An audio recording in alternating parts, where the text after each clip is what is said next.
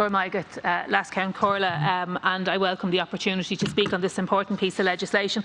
I want to thank the deputies for bringing forward this legislation this morning, for facilitating this debate.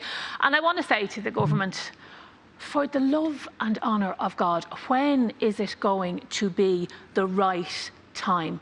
Because from what I can see, it is never the right time for this government or the previous government or the one before that to do the right thing by workers. It's never the right time for workers' rights. That can always wait.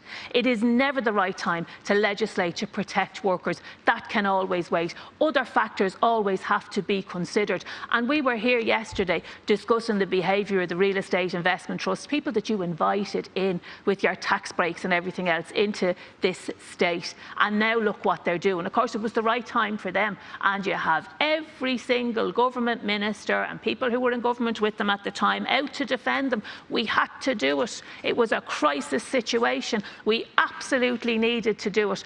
But when is the crisis going to hit you in relation to workers? It was a crisis situation for Debenhams. It was a crisis situation for Cleary's. It was a crisis for the workers in Talk. It was a crisis for Vita Cortex. It was a crisis for Paris Bakery, for Licenza. We could go on and on and on, and yet it is never their time. It is never the time to legislate. Workers' rights can always wait. They can always be put on the long finger by this government, and I think it's absolutely shameful. And Minister, I would urge you to withdraw your amendment, to work with the deputies on this side of the House, those who are interested in advancing workers' rights and in advancing protections for workers. Because there's a lot of talk about what you can legally hold on to and what's technical. But in actual fact, when you are agreeing a collective agreement with an employer, there's give and take. So the workers in Debenhams, and I want to pay tribute to them because they have been, their courage, their bravery, their tenacity, their dignity in the face of what the state has thrown at them is a lesson to all of us. But when you reach a collective agreement, there is give and take. It's never just about what the workers want. There always has to be compromise. And they compromised with their collective agreement, and they compromised on their custom and practice arrangements and everything else. And then when push came to shove, it was like all the compromising is on your side, and actually the boss can make out like a bandit, just head off into the sunset and leave you with nothing after 30-odd years service. I don't know how that you can stand over that, and I don't know how you can look into the faces of the mostly women workers in Debenhams and you can say to them, it's just not your time now. We will legislate and we will at some point in the future, but it's just not now. I saw it with the Cleary's workers. When Cleary's closed, they were begging the government at the time to do something, to intervene, to give them a dig out, to give them a hand. And do you know what they did?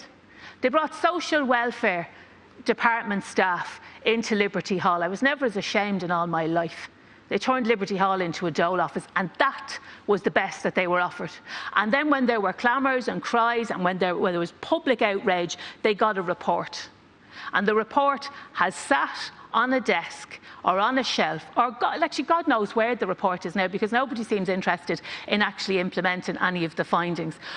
But they were assured at the time that some action would be taken. They were given their social welfare, just like your colleague, Deputy Troy, or Minister Troy outlined there. They will have all their minimum entitlements, but should they get those under the law anyway?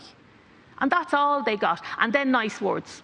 Loads and loads, a dictionary full of nice words from the Fine Gael Labour government at the time, from the Fine Gael Independent government next, and now from the Fianna Fáil, Fine Gael and Green government. Nice words. We'd love to help you, but it's just not the right time. Oh, we will do something, but we just won't do it now. How many more? Retail is facing an absolute catastrophe. According to mandate, we need a new deal for retail workers. These are young workers. They're at the business end of the fact that successive governments have failed to legislate to protect their interests or protect them at work. These are very, very vulnerable workers. They are heading back to the status quo that you have created after this pandemic, some of them, and some of them won't be. And for those workers, what do you say to them, Minister? Do you say, just not now? We'd love to talk about workers' rights, but just not today. Or we'd love to protect your rights and entitlements and your collective agreements, but we just can't do it now. When is going to be the time for workers' rights for this government? When? Because everything seems to get kicked down the road. So I want to commend the Debenhams workers, and I want to commend the deputies for bringing forward this legislation today, and to thank them for facilitating us with the opportunity to discuss it.